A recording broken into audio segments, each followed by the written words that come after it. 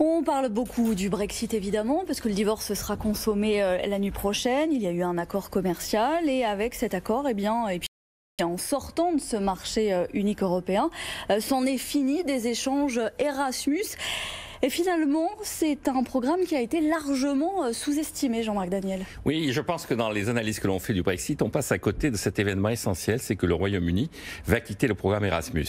Je rappelle quand même que les pêcheurs qui ont constitué un des éléments clés des dernières négociations, c'est 20 000 personnes à peu près au Royaume-Uni et l'équivalent en France, puisque la tension était forte, surtout entre les deux pays. Alors que le programme Erasmus, donc Erasmus, je rappelle, ce sont des échanges d'étudiants, c'est des bourses qu'ils ont données à des étudiants qui circulent à la surface de l'Union européenne. Il y a 34 pays à l'heure actuelle dans Erasmus, les 27 de l'Union européenne, le Royaume-Uni et puis 6 pays dont la Turquie ou l'Islande, donc aux frontières extrêmes de l'Europe. Bon. Le Royaume-Uni va quitter ce programme et donc il y a tout un tas d'échanges universitaires qui se faisaient avec le Royaume-Uni qui ne vont pas avoir lieu. Alors Michel Barnier a dit qu'il ne fallait pas se faire d'illusions, c'était plutôt les Anglais qui étaient perdants dans cette affaire. Le Premier ministre écossais Nicolas Sturgeon a confirmé et elle a dit qu'elle allait essayer de faire en sorte que l'Écosse puisse continuer à organiser et à participer aux échanges interuniversitaires. Concrètement, je pense qu'effectivement, l'erreur que font les Anglais, c'est de ne pas voir que, historiquement, ils se sont toujours redressés sur deux piliers qui étaient l'énergie. Ils étaient producteurs de charbon et ensuite producteurs de pétrole. Le miracle Thatcher, c'est aussi le fait que la Grande-Bretagne des années 80 est une pétromonarchie. Et la finance, la City, bon, ce sont deux secteurs qui sont en déclin. Il n'y a plus de pétrole, il n'y a plus de charbon. La City, elle est en train de décliner. Le véritable enjeu de l'avenir, c'est le capitalisme cognitif. Et l'Angleterre a une chance inouïe. Elle parle la langue que le monde entier parle dans le domaine scientifique et technologique. Et elle a comme concurrent face à ça l'Australie, les États-Unis et accessoirement la France qui parle la deuxième langue encore utilisée. L'Australie draine l'Asie, les États-Unis drainent l'Amérique. Elle avait une capacité à continuer à s'affirmer sur le marché européen dans le monde du capitalisme cognitif. Elle est en train de se replier sur elle-même. Boris Johnson a dit mais non, c'est pas un repli, on va créer un programme rival, un programme concurrent, on va échapper à la lourdeur de Bruxelles.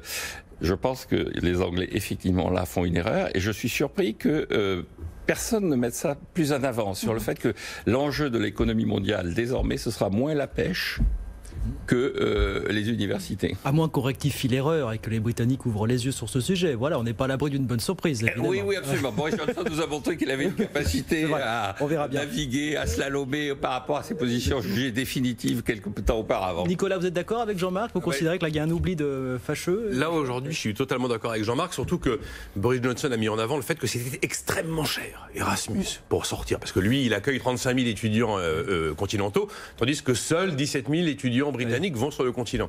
Enfin, c'est pas un argument financier, ça n'a pas de sens. Après, il nous annonce la mise en place d'un programme concurrent, le Turing Exchange, du nom d'un mathématicien célèbre en Grande-Bretagne, une sorte de père de l'algorithme et de l'informatique, sauf qu'il n'existe pas, son programme Turing Exchange. Et il verra le jour au mieux dans quelques années. Donc c'est tout à fait étonnant d'avoir sacrifié quelque chose qui était vraiment l'élément incontesté à jamais en Europe. Autant on pouvait être eurosceptique, autant sur Erasmus, il y avait une forme d'adhésion systématique, jamais dénoncée, jamais, toujours plébiscitée. Ça fait partie des rares grandes réussites très médiatisées en Europe. On a toujours dit ce qui a bien fonctionné en Europe, il y a Erasmus. À tel point, comme l'a rappelé Jean-Marc, on a quand même 6 pays non membres de l'Union qui sont membres d'Erasmus. Il a cité la Turquie, il a cité l'Islande, on peut ajouter la Norvège, ils sont 6 au total. Ça a profité à 10 millions d'étudiants depuis 1987, depuis la création. Donc, quelle drôle d'idée, j'ai envie de dire, de ne pas décider de rester dans ce programme qui, en plus, effectivement, est un vecteur de l'anglais. Et le vecteur de l'anglais, c'est un des éléments du rayonnement britannique et du rayonnement de l'Angleterre. C'est tout à fait étonnant. C'est vraiment de l'anti-Commonwealth à l'état pur, j'ai envie de dire, si je caricature un peu. Et puis, il y a un autre point qui est peut-être plus sournois, c'est qu'on avait le caillou écossais dans la chaussure de Boris Johnson, maintenant on a le caillou irlandais. Parce que Dublin vient de dire, nous, on va continuer à accueillir les étudiants d'Irlande du Nord dans le cadre du programme Erasmus. Ils ne veulent pas le reconnaître, mais enfin, on voit bien en ligne de mire se dessiner quand même une petite volonté de réunification potentielle de l'île, de la même manière qu'il y a une volonté de moins en moins dissimulé de la part de Nicola Sturgeon d'essayer de remettre son pays devant un référendum pour aller vers une indépendance de l'Écosse. Donc vous vous rendez compte les enjeux éventuellement politiques que peuvent provoquer le fait d'avoir décidé de quitter ce programme Erasmus. Pourquoi ? Pour quelques millions de livres à peine. Oui. Et puis ça va profiter peut-être aux Australiens, ça va profiter aux États-Unis, ça va profiter à Malte. Malte était en Europe le seul pays qui avait fait un choix stratégique de proposer dans le cadre d'Erasmus des formations totalement dispensées en anglais. Les Allemands l'ont fait aussi.